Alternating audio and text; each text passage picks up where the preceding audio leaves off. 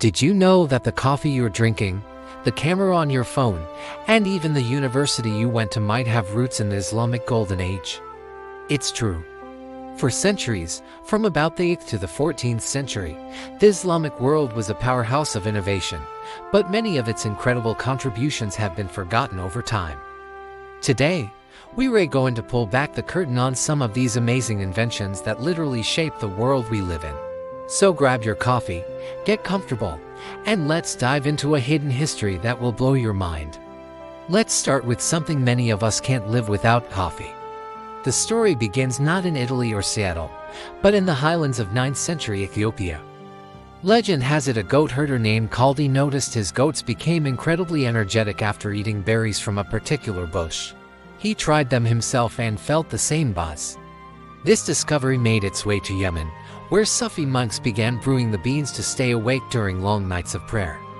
The world's first coffee houses, called kavakhana, sprang up in cities across the Arab world, becoming vibrant centers for socializing, playing chess, and sharing ideas. So, next time you enjoy your morning latte, remember to thank those ancient monks. Now, let's talk about vision. If you wear glasses, you have a 10th century genius named Ibn al-Haytham to thank. Often called the father of modern optics, he completely changed how we understand light and vision. Before him, people thought our eyes shot out rays to see things. Al-Haytham proved the opposite, that light enters the eye. He invented the camera obscura, a dark room with a small hole that projected an upside-down image onto the opposite wall. This wasn't just a cool party trick, it was the direct ancestor of the modern camera.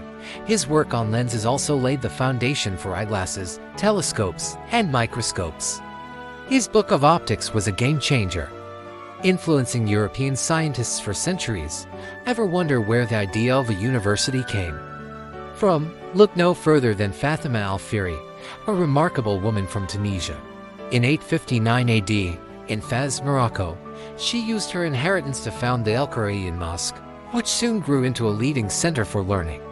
It offered a wide range of subjects, from theology to astronomy and mathematics, and it's recognized by UNESCO and the Guinness World Records as the oldest continuously operating degree-granting university in the world.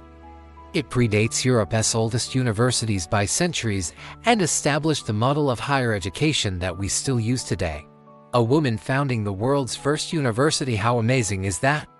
Let's move on to medicine. The next time you're in a hospital, think about the Islamic Golden Age. Hospitals, as we know them, with wards for different illnesses, medical staff, and a focus on patient care and recovery, were pioneered in cities like Baghdad and Cairo.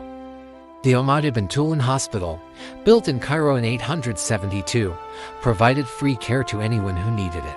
They even had separate wards for patients with mental health conditions, treating them with compassion and care at a time when they were often shunned elsewhere. This concept of a hospital as a place of healing and learning, open to all, was a revolutionary Islamic contribution. And what about surgery? The tools and techniques used today have a direct link back to a 10th century surgeon known as al-Zahrawi. He was a master surgeon who wrote a massive 30-volume encyclopedia of medicine. In it, he described over 200 surgical instruments he invented, including scalpels, forceps, and surgical needles. He was the first to use catgut for internal stitches, a material that dissolves naturally in the body and is still used today. His detailed illustrations and descriptions of surgical procedures, from setting broken bones to complex operations, were the standard surgical textbook in Europe for over 500 years. Now for something a little more high-flying. Long before the Wright brothers, a man named Abbas ibn Firnas was dreaming of flight. In 9th century Cordoba, Spain, this inventor, poet, and engineer constructed a pair of wings made of a wooden frame and feathers. He famously leaped from a tower and, according to witnesses, glided for a considerable distance, staying airborne for about 10 minutes before making a rough landing. While he didn't quite achieve sustained flight, his attempt was a crucial early experiment in aviation, inspiring others to believe that human flight was possible.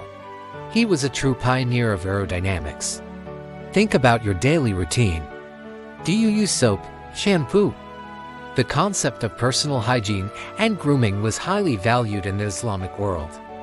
While Europeans at the time often viewed bathing with suspicion, Muslims developed sophisticated recipes for scented, colored, and hard soaps. They combined vegetable oils with sodium hydroxide and aromatics like thyme oil. The Crusaders were so impressed that they brought the art of soap making back to Europe. Similarly, shampoo was introduced to England by a Muslim man in the 18th century, who opened a popular bathhouse in Brighton and was even appointed shampooing surgeon to the king. And we can't forget about mechanics and engineering. The Banu Musa brothers, three brilliant siblings in 9th century Baghdad, were masters of automation. They wrote the Book of Ingenious Devices, which described over 100 amazing inventions, many of which were automated. They designed self-operating fountains that changed patterns, a flute that played itself, and even a programmable drink dispenser. But their most famous invention might be the crankshaft.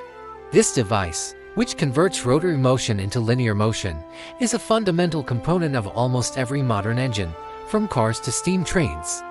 Its invention was a massive leap forward in mechanical engineering.